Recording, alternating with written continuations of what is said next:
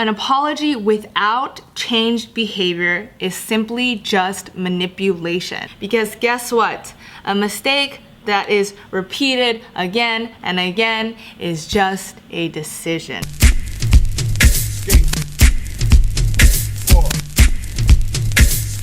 Hello, welcome back to the AM with Amy. Thank you so much for all of your sweet love and support on my last video, the one I said where I hate myself. It was really, honestly, very scary and gave me a lot of anxiety that day to post that video because even though I frequently talk about this and all my issues with people, loved ones, even strangers in the backseat of Ubers, it's really hard to be that extremely vulnerable on such a large platform on the internet just because you know, it puts you up as an easy target in a lot of ways. But overall, I want to say thank you so much for receiving me so well and for all of the beautiful messages. I cried a good majority of the morning just because I feel like that Lady Gaga meme. I don't know. Here, let me insert it. You know, there could be 100 people in the room and 99 don't believe, but all it takes is one. You know, 100 people can be in a room and 99 don't believe in you, and just one person believes in you, and it can change everything. There can be 100 people in the room and 99 don't believe in you, and just one does. Anyways, today I wanted to talk about how to apologize well, what to receive, and how to also give. We're going to talk about what apologies look like, what apologies don't look like, and why it's so hard for many of us to apologize, and to also there are red flags in apologies, so we're gonna dissect all of that today. And today's video is actually inspired by one of my TikToks, one of my first TikToks ever. So if you want to actually like a 40-second, I don't know, like a 15-second digestible piece of content of today's long-form content, I would suggest going to my TikTok. But here it is. I'm muting the music because it's Dua Lipa. Anyways, and I don't want to get copyrighted, but I often think about, I already have a little bit of foundation on, but let me put on a little more. I often think about how many relationships, both romantic and platonic, that would have been saved or that would be saved through just a couple different words in apologies.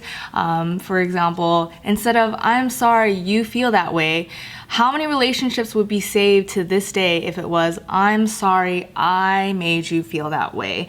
And how someone apologizes or how someone does not apologize speaks volumes. And I think I posted a tweet maybe a year ago, maybe 2 years ago. I tried looking for it, but I couldn't scroll that far back, and all I did was Control F, but if I can find it, I'll post it on the screen. But it said, conflict is truly inevitable, but conflict resolution is what matters most. Like, who are we and how are we when things get tough, and how can we fix them?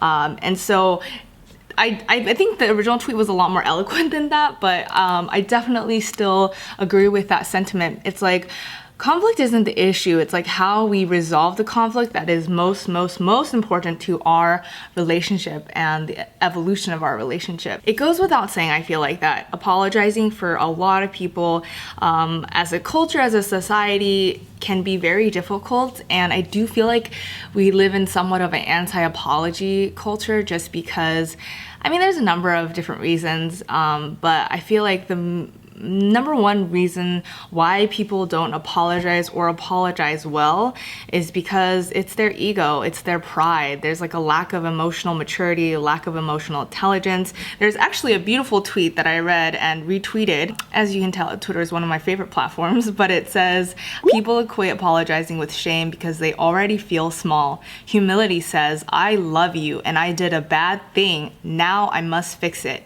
Shame says, there's not much of me, and if I apologize, then I lose what's left of me.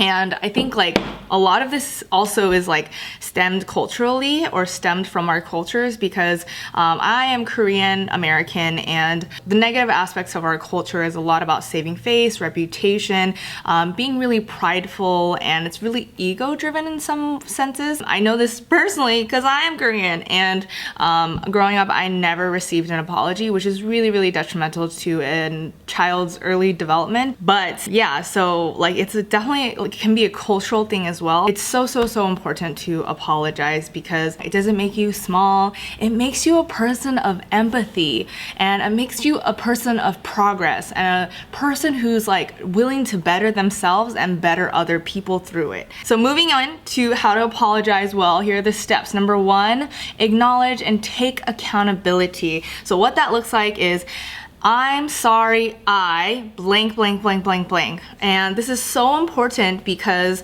you cannot say, you misunderstood me, that was not my intention. You have to take accountability for the things that you have done wrong. And number 2, own guilt. What this sounds like is, I was wrong for da da da da da, or I was wrong about da da da da da. Owning guilt is really important because it shows, you know, so many people in this world only apologize because they got caught. So many people in this world only apologize because they feel obligated. That is not a true apology. So own guilt, and own guilt authentically and genuinely, because if you don't have guilt for it, then you're not actually apologizing. Number 3, that looks like 6. Number 3, name specific wrongs. So that's like, I did X, and X. Naming specific wrongs, in particular actions, is so important because it lets the person know that you are listening and you fully understand and comprehend the mistake that was made. It can't be like, I left my phone out, which you opened and then caught me cheating. You're not listening at all to what I just said or like what you did wrong. You have to say, I cheated, I lied, I did this, this, this. Like, naming your specific wrongs is so important because it lets the other person know that they're being not only seen but also heard, and also feeling really validated in that. Number 4, name impact. So I think a lot of people really skip this step, and really, I think so many people are so quick, and myself too, like to be like, oh, that wasn't my intention and I would never do something like that to hurt you. But the truth of the matter is, it doesn't really matter what your intent was. You have to understand the gravity of your actions regardless of the intention, or realizing that there is impact over intent. I'm saying that weird. Just because your intention might not have been to hurt my feelings, the impact was that my feelings were hurt. Naming the impact is super important because it's not about I didn't mean to make you feel small or belittle you, because that's not what's important. What's important is the impact. Like, you did make me feel small and you did belittle me regardless of your intent. So that's super important. And also in naming impact, you also have to, I would say, really acknowledge that you understand your impact on this person. You can't just be like, yeah, I made you feel small, yeah, I belittled you. It has to be like, I truly understand and comprehend how this made you feel, or what my impact was on your life or your feelings. So it's just giving it a lot of space for the mistakes that were made. Intention is important, of course, and as long as you don't use that as an excuse or as a crutch for your impact, it's totally okay to say that, like to communicate, you know, this was my intention and I understand the impact of what it was on your life and in your feelings, not but. It can't be like, oh, I did this, but my intent was that. There is no exception. They are both together when you talk about them. Number 5, this is a good one. Don't blame, shift, or defend. So what that sounds like is, I'm sorry if you felt like this. I'm sorry you were offended. I'm sorry you misunderstood what I was trying to say.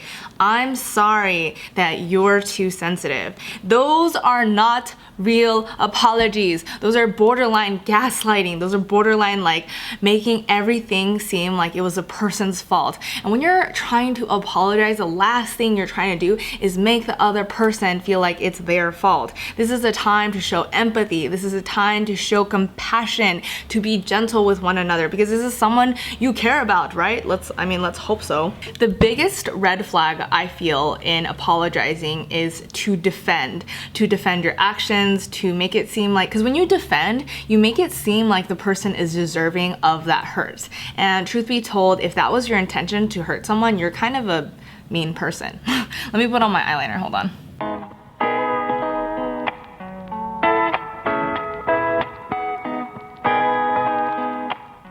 Blame shifting and defending are two of the biggest red flags in apologizing or in apologies. You cannot say, but you did da da da da da. Another big red flag I would say is when you bring up how you have been hurt by someone's actions or words, and they feel like this is the best time to bring up that one time in 2014 or last time, that 1 month that you did the same thing or that you made them feel a certain way about this. Your failure to acknowledge how you've been made to feel by my past actions is your own personal shortcoming, and you may not use that as an excuse to deflect how I feel in the current moment. Just a huge defense mechanism, because it makes them feel as if though they are not in the wrong, and that in some twisted sense that two wrongs make a right. Save that for another time, or after this whole discussion where you've been able to kind of express and hold space and have them hold space for you, then perhaps you can have a discussion about this. When someone is telling you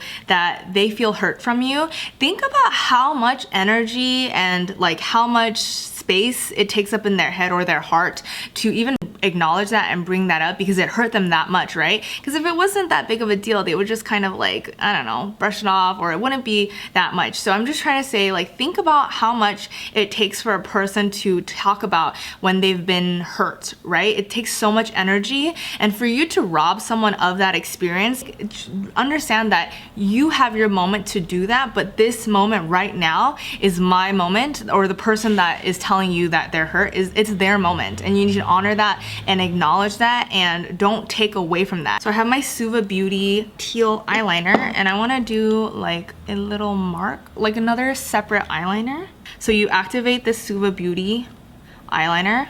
This is an eyebrow pencil, so it might come out a little wonky, but you get a little bit of water and put it in this lid, or this is how I do it, and then you dip your brush and then you activate it.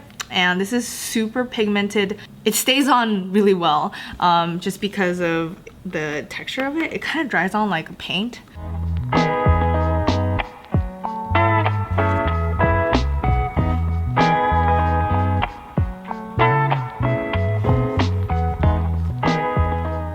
I ordered an eyeliner brush from Suva because I don't have any, and this eyebrow, do you see it? This eyebrow pencil is not doing it, but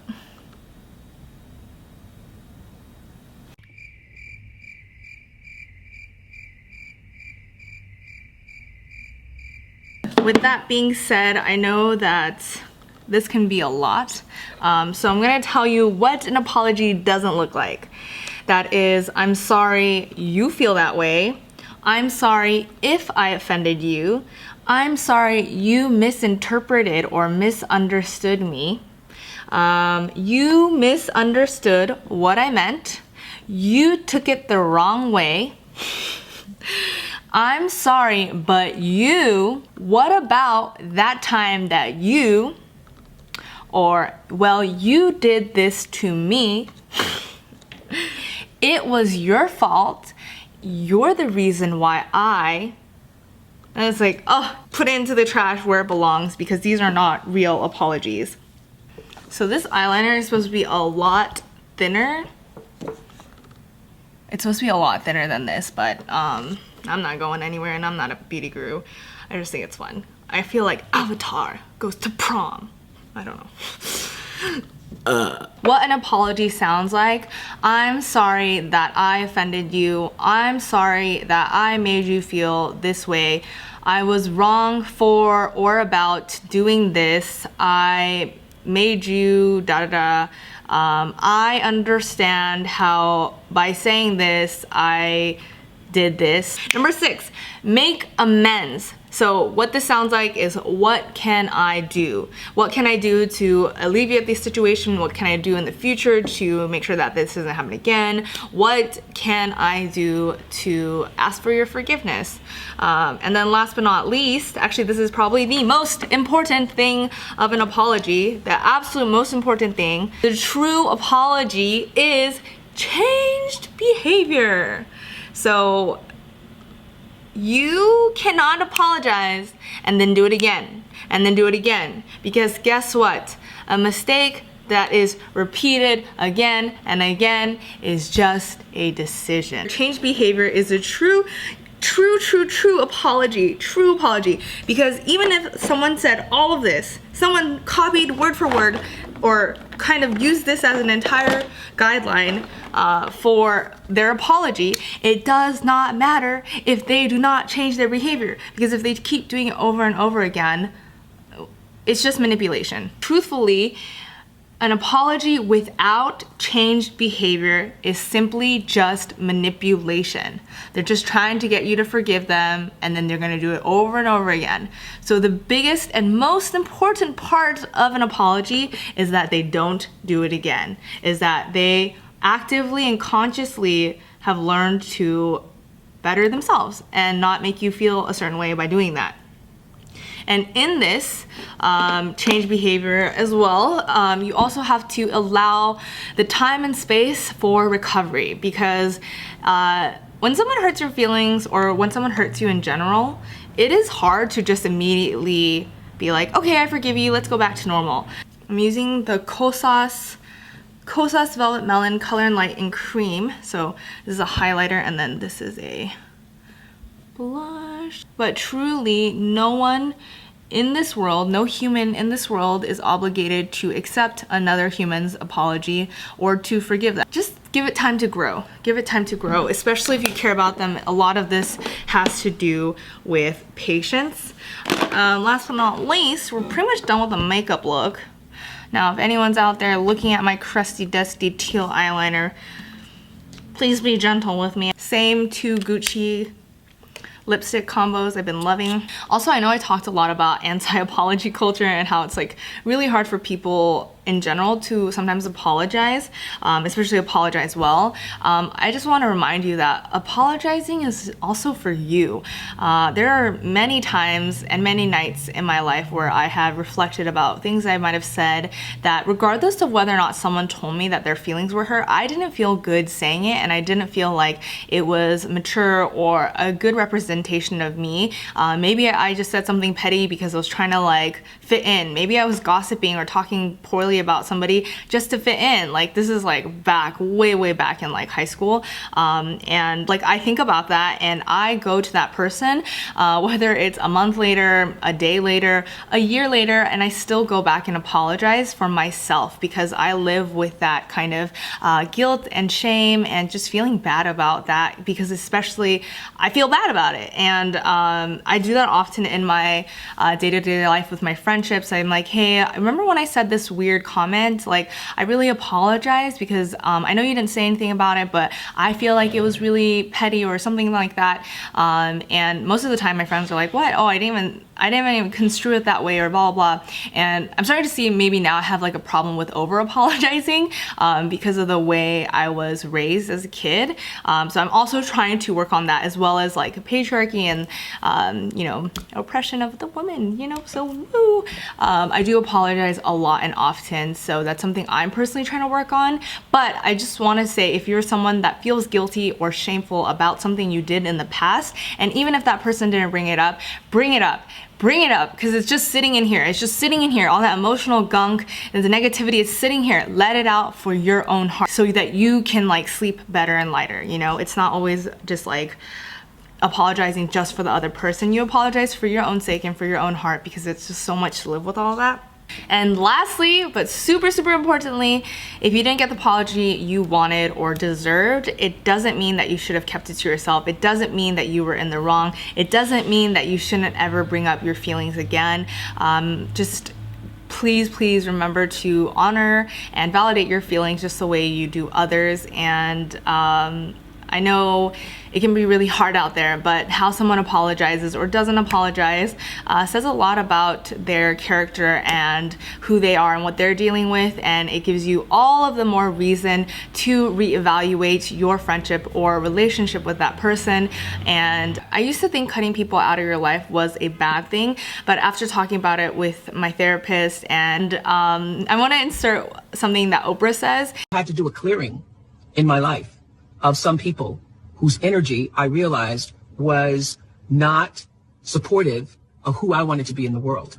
And I recognized that there are people who are not going to take responsibility for their energy. So I now have to take responsibility for the energy that I allow to be brought into my space.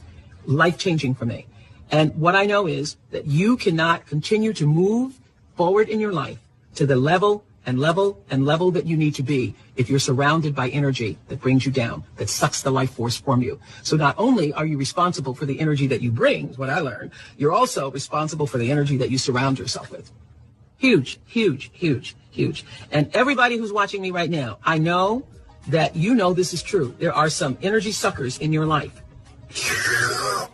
Just literally taking the life force out of you. And you will never be able to do and be who you're supposed to be in the world as long as you continue to buy into the energy sucker. It really resonated with me. A lot of times when we don't cut people out, it's out of fear or out of, honestly, self-disrespect that you think you can't find better people that support you and your vision and support your goals and make you feel safe and honor your feelings. So that's it. That's how to apologize well and what to receive. Thank you so much for watching and for holding space with me today on the AM with Amy. I have a whole playlist of other AM with Amy's if you want to check that out.